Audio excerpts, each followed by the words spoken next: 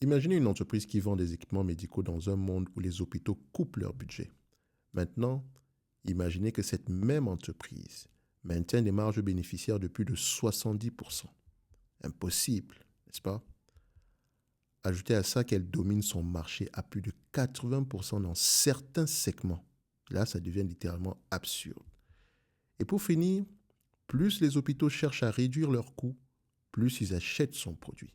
Là, quelque chose ne colle pas du tout avec ce qu'on croit savoir sur l'économie de la santé. Cette entreprise norvégienne, personne n'en a jamais entendu parler. Et pourtant, elle fait quelque chose que les géants pharmaceutiques et les fabricants de matériel médical essaient désespérément de reproduire. Dans les prochaines minutes, vous allez comprendre comment ont-ils transformé ce qui devrait être leur plus grande faiblesse en un avantage concurrentiel quasi inattaquable. Et à la toute fin, je vous révélerai son nom.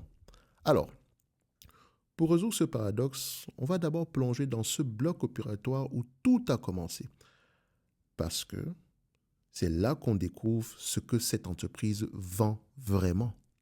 Ensuite, on va voir comment elle a construit quelque chose que ses concurrents ne peuvent pas simplement copier, même avec des budgets 10 fois supérieurs. Et finalement, vous allez comprendre pourquoi la pression économique sur les hôpitaux qui devrait les tuer normalement devient en réalité leur meilleur argument de vente. Accrochez-vous parce que ce voyage va complètement changer votre façon de voir ce qu'est vraiment un avantage concurrentiel. Donc, alors, commençons par le commencement.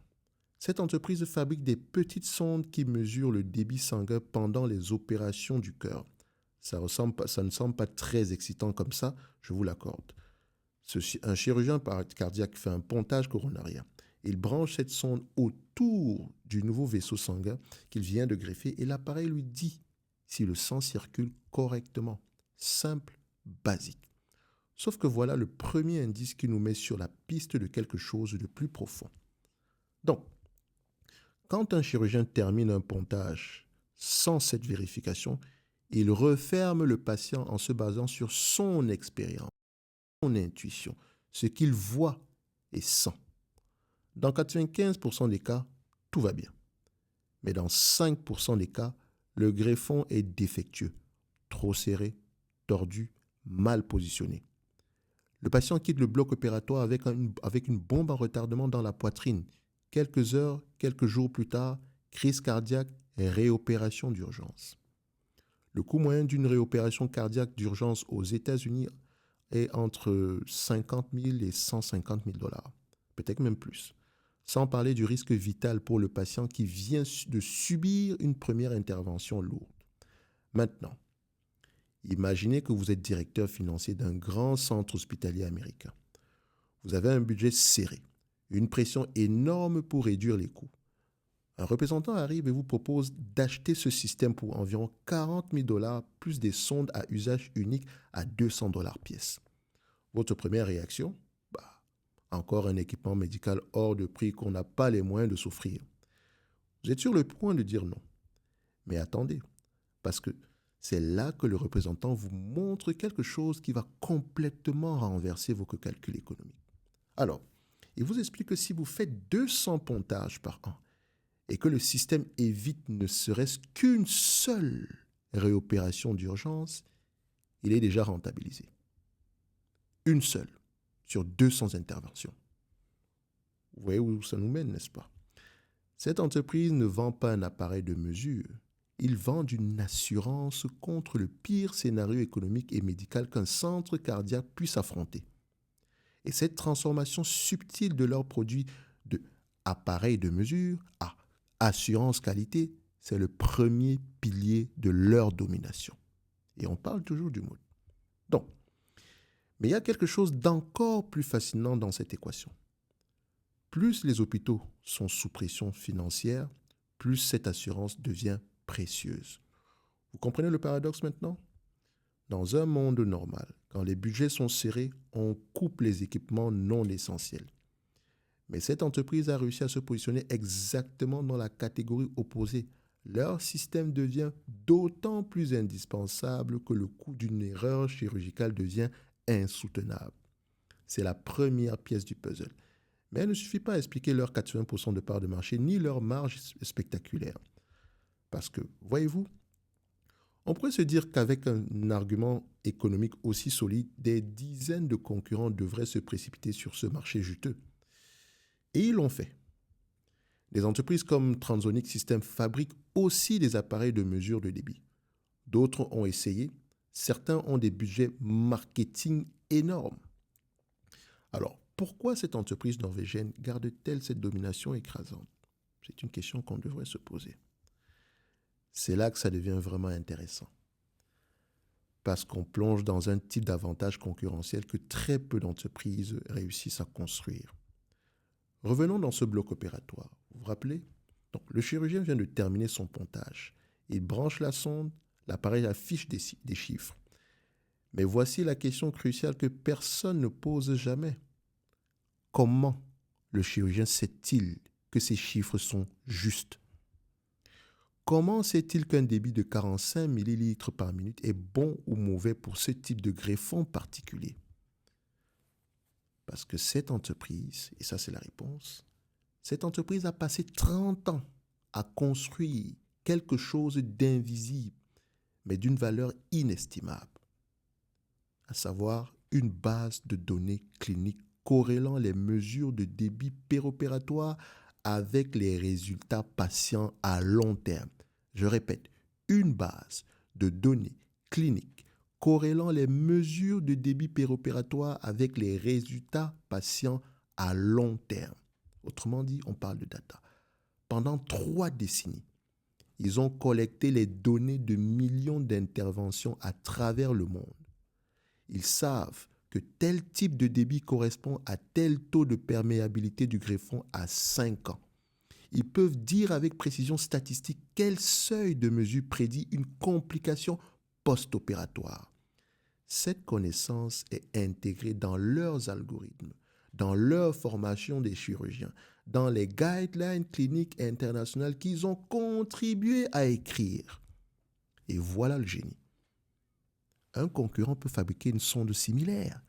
Il peut même vendre moins cher. Mais il ne peut pas reproduire ces 30 ans de validation clinique. Oui, voilà la clé. Pensez aux implications pour un instant. Vous êtes chirurgien cardiaque. Votre réputation, votre carrière, la vie de vos patients dépendent de vos décisions dans ce bloc opératoire.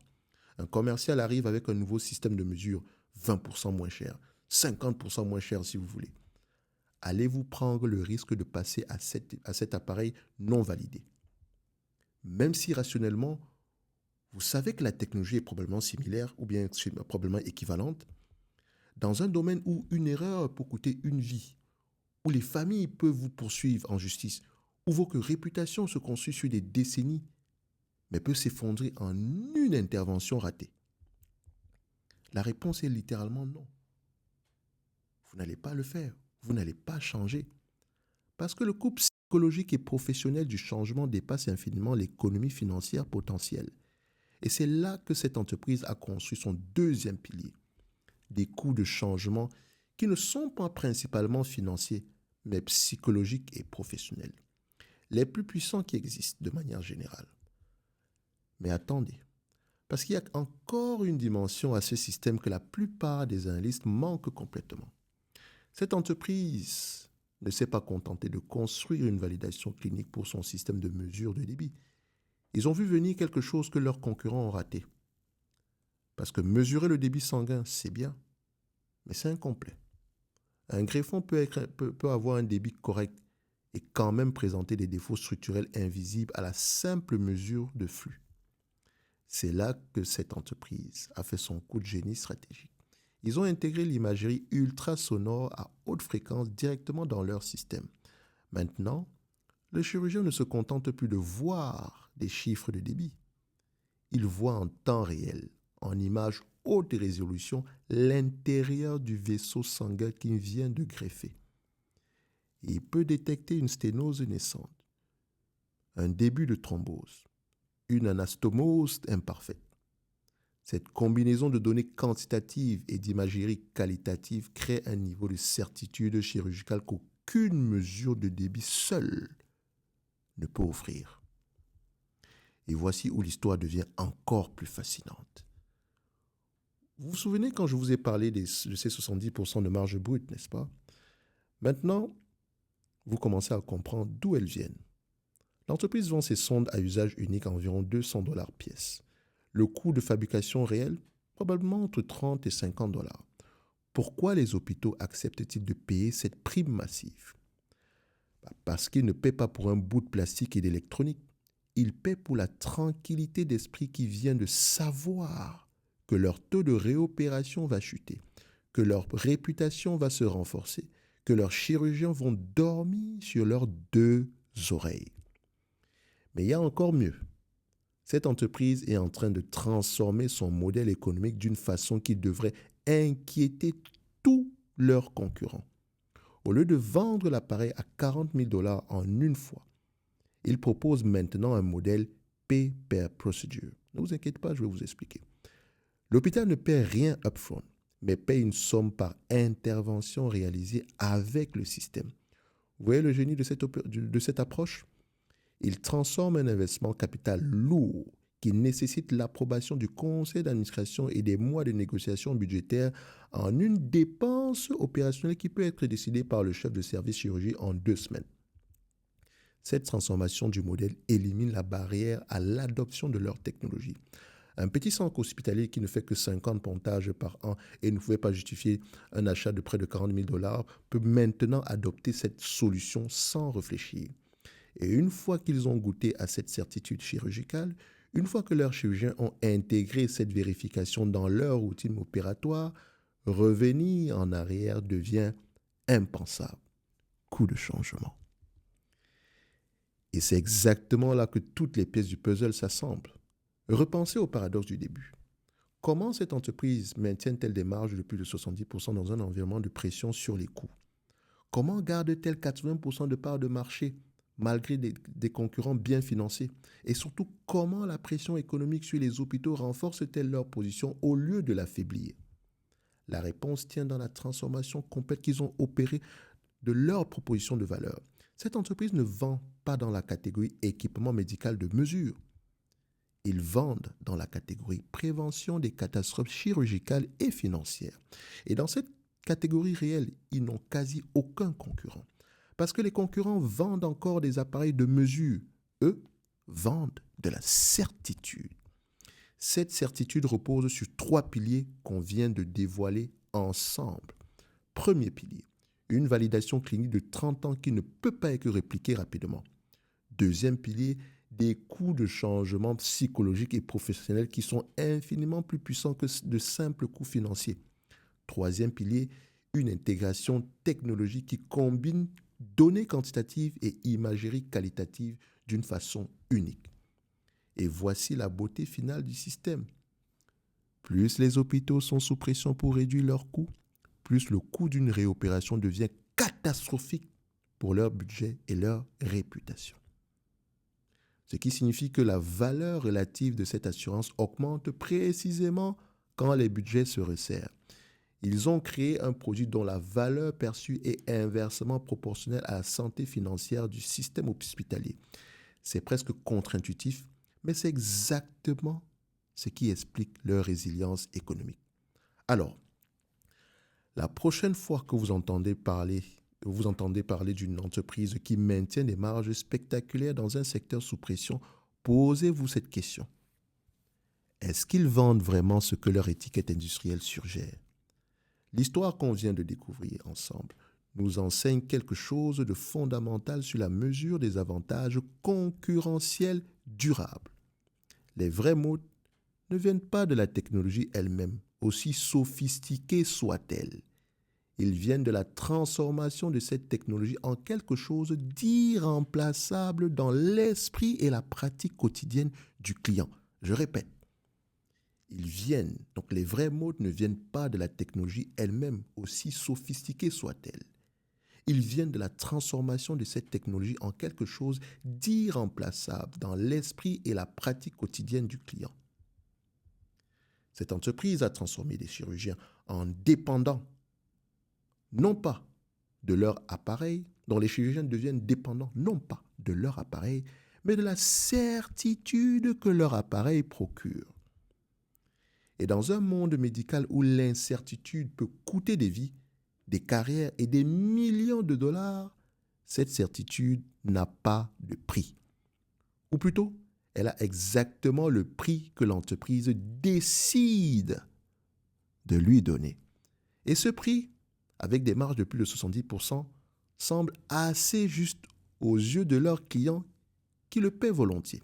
Et quand je parle de marge de plus de 70%, en réalité, je pense qu'elles sont aux alentours de 80-82% par là. Et je parle de marge brute. OK? Et donc, vous commencez à comprendre qu'avec un tel mode, on a une entreprise qui peut augmenter le prix. Et l'heure est venue ici pour la grande révélation. C'est quoi l'entreprise? C'est quoi le nom de cette entreprise-là? Ne vous inquiétez pas. Avant d'y arriver, je vais mentionner une chose. Pour générer cette note, pas générer la note, mais pour pouvoir l'écrire, j'ai dû utiliser ici 5 prompts.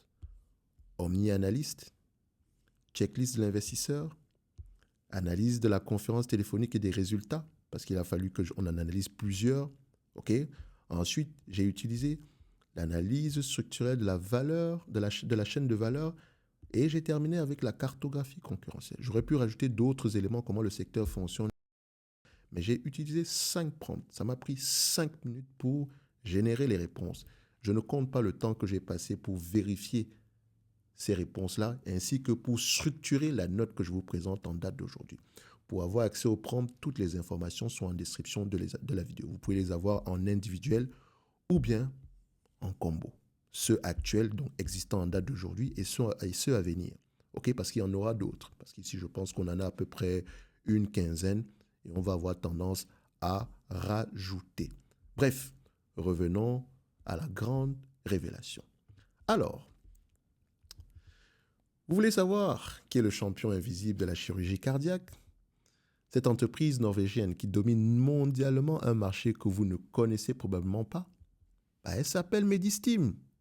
Eh oui, Medistim, fondée en Norvège, présente dans plus de 60 pays, équipant des milliers de blocs opératoires à travers le monde. Ils ne font probablement jamais la une des journaux, leurs dirigeants ne donnent pas des conférences TED, mais dans chaque bloc opératoire cardiaque de pointe, leur technologie sauve silencieusement des vies tout en générant des marges que les géants de la tech envieraient. C'est ça le vrai génie de Medistim. Ils n'ont pas construit une meilleure souricière, ils ont redéfini ce qu'on chasse. Et dans ce nouveau jeu qu'ils ont créé, où on ne chasse plus des mesures, mais de la certitude, ils sont les seuls à vraiment savoir jouer. Les 80% de parts de marché ne sont que le reflet visible de cette domination invisible, mais totale. Et vous voulez savoir la meilleure? J'ai parlé de Medistim. La vidéo précédente, c'est Medistim. Celle-ci, qui fait partie de ma watchlist. Maintenant, vous comprenez pourquoi elle fait partie de cette watchlist-là. OK? Un like, un abonnement, ça fait toujours plaisir. Merci, au revoir.